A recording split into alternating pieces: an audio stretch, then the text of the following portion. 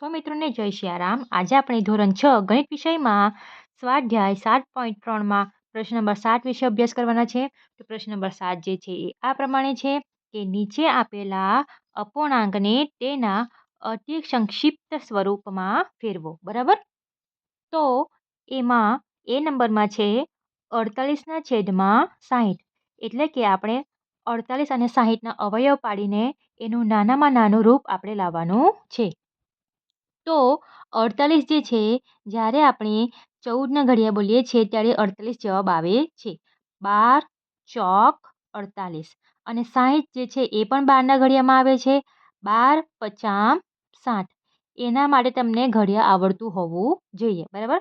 12 ચોક 48 અને 12 પચામ 60. તો 12 કેન્સલ કરીશું. તો જવાબ કેટલો વધશે? 4/5. તો આપણો ફાઇનલ આન્સર છે 4/5. ત્યાર પછી બી નંબરમાં જે છે 150/60. બરાબર. અહીં બંનેમાં 0 કેન્સલ થશે. બરાબર. તો આપણે જે રકમ છે એને આપણે લખીશું એકવાર કે 150/60. બરાબર. તો 0 અને 0 કેન્સલ થશે.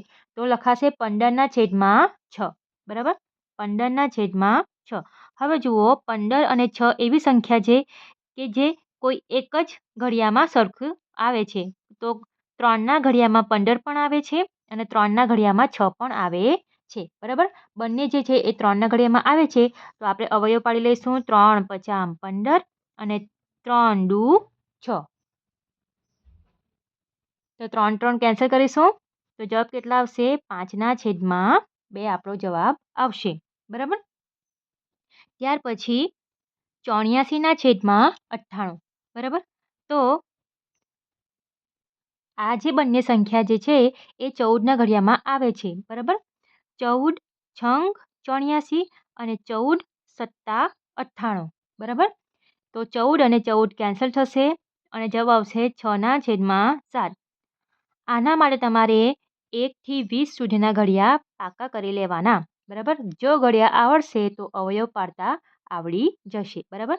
14 છંગ 84 અને 14 સત્તા 98. 14 કેન્સલ. તો જવાબ આવશે 6/7 આપણો ફાઇનલ આન્સર આવશે.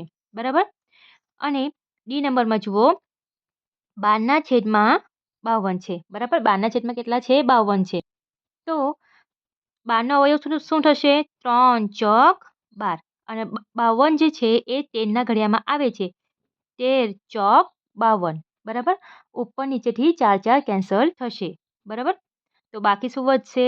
3/13 આપણો આન્સર આવશે. અને ઈ નંબરમાં 7/28. તો આ બંને જે સંખ્યા છે એ 7ના ઘડિયામાં આવે છે. તો 7ના ઘડિયામાં આવે છે તો આપણે અવયવ પાડીશું. 7 એકુ 7 અને 7 ચોક 28. બરાબર. ઉપર અને નીચેથી 7 કેન્સલ થશે. તો જવાબ શું આવશે? 1/4 આપણો જવાબ આવશે. બરાબર. તો આ રીતે આપણે એ થી ઈ સુધી પૂર્ણ કર્યું છે. બરાબર. અને આવો અવયવ શીખવા માટે તમારે ઘડિયા આવડવું જરૂરી છે. બરાબર. વિડીયો પસંદ આવ્યો હોય તો વિડીયોને લાઇક કરજો, મિત્રોમાં શેર કરજો અને ચેનલને સબસ્ક્રાઈબ કરતા રહેજો. મળીએ આપણે આગળના વિડીયોમાં. સૌને જય સિયારામ.